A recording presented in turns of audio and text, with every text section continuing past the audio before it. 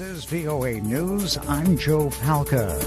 Retired four-star Army General John Abizaid, U.S. President Donald Trump's nominee to be ambassador to Saudi Arabia, said in a written statement to a congressional committee on Wednesday that the Islamic State militant group has been nearly vanquished on the ground, but remains a potent threat to the U.S. and its allies. He stressed the importance of a stable relationship between the U.S. and the Saudis. It is difficult to imagine a successful U.S. effort to undercut Sunni extremism or keep Iran in check without engaging and partnering with the kingdom. And he said that he is acutely aware of the challenges facing the U.S.-Saudi partnership today. War in Yemen, the senseless killing of Jamal Khashoggi, rifts in the Gulf Alliance, alleged abuses of innocent people to include an American citizen and female activists, all present immediate challenges.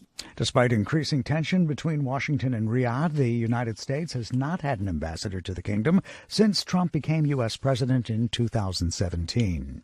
UN Human Rights Chief Michelle Bachelet called on Saudi Arabia on Wednesday to release women activists allegedly tortured in detention after authorities accused them of harming the country's interests. Today, allow me to voice my concern at the apparently arbitrary arrest and detention and alleged ill treatment or torture of several women human rights defenders in Saudi Arabia. The persecution of peaceful activists will clearly contradict the spirit of the country's proclaimed new reforms. So we urge that these women be released. Saudi Arabia's public prosecutor is preparing the trials of detainees identified by watchdog groups as women's rights activists. And the Venezuelan government has ordered the expulsion of Germany's ambassador because of his support of opposition leader Juan Guaido, who engaged in a political battle with President Nicolas Maduro. This is VOA News. Good morning. Good morning. Who did they do a statement on the way out? Thank you.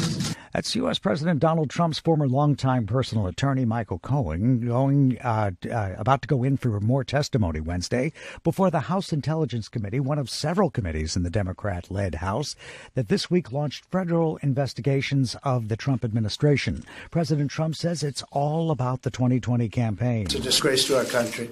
I'm not surprised that it's happening. Basically, they've started the campaign. For more on this story, visit our website at voanews.com. A man cries out in pain in an Afghanistan hospital, the victim of a suicide blast. Officials say was set off by militants who then stormed a construction company near the airport in Jalalabad, killing at least 16 people.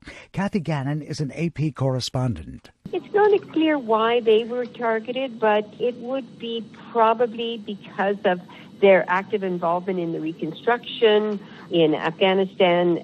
Some of these militant groups have been very active in trying to dismantle any of the reconstruction that has been going on. They've been trying to target the infrastructure in Afghanistan. A spokesman for the governor in eastern Nangarhar province said 9 other people were wounded. No one immediately claimed responsibility for the attack.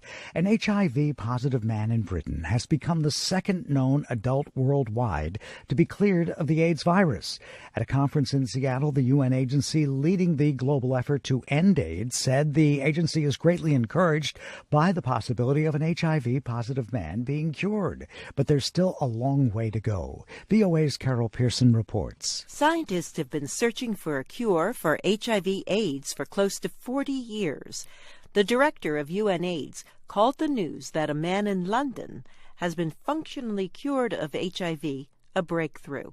Stephanie Dujarric, a spokesman for the UN Secretary General, made the announcement. The breakthrough gives us great hope for the future, but also shows how far we are from the point of ending AIDS with science, as well as the absolute importance to continue to focus on HIV prevention. The London man is HIV-free after receiving a stem cell transplant from a donor with a rare genetic mutation that made him resistant to HIV. His cancer has also gone into remission. Carol Pearson, VOA News, Washington. Both patients were being treated for cancer and had no option but to try the risky procedure. And a spokesman for South Korean President Moon Jae-in says he's proposing to begin a joint project with China to use artificial rain to clean the air in Seoul. I'm Joe Palca, VOA News.